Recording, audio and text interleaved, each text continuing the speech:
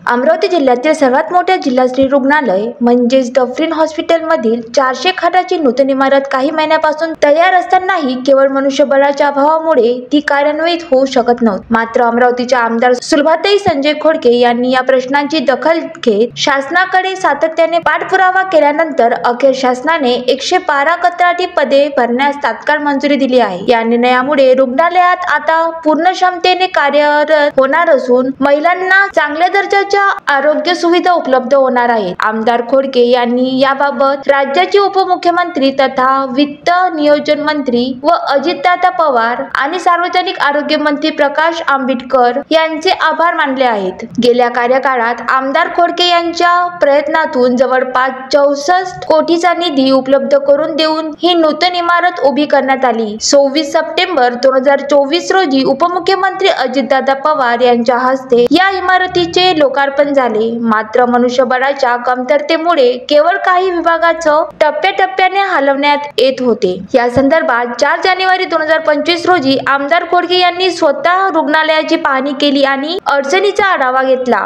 त्यानंतर त्यांनी सातत्याने शासन दरबारी पाठपुरावा केला। याचे फलित म्हणजे 13 फेब्रुवारी 2025 रोजी शासनाने 122 पदे कंत्राटी पद्धतीने भरण्यास मान्यता दिली। या निर्णयामुळे सध्या कार्यरत असलेले 177 पदाव्यतिरिक्त उर्वरित आवश्यक मनुष्यबळ उपलब्ध होणार असून सफाई, नर्सिंग व सुरक्षा यासारख्या अत्यावश्यक सेवा सुरळीत होतील। यामुळे रुग्णालयाच्या कार्यक्षमतेत लक्षणीय वाढ होणार आहे। अमरावती जिल्ह्यासह मेळघाट आणि व मध्य प्रदेशातील सीमावर्ती भागातूनही महिला प्रसूतीसाठी येथे दाखल होतात। त्यामुळे ही सेवा अधिक सक्षम करणे गरजेचे होते। आता रुग्णालय हे राज्यातील दुसऱ्या क्रमांकाचे पहिले रुग्णालय ठरण्याची शक्यता आहे। हेही एक मोठं यश मानलं जात आहे। Vidarbha city news, Amravati.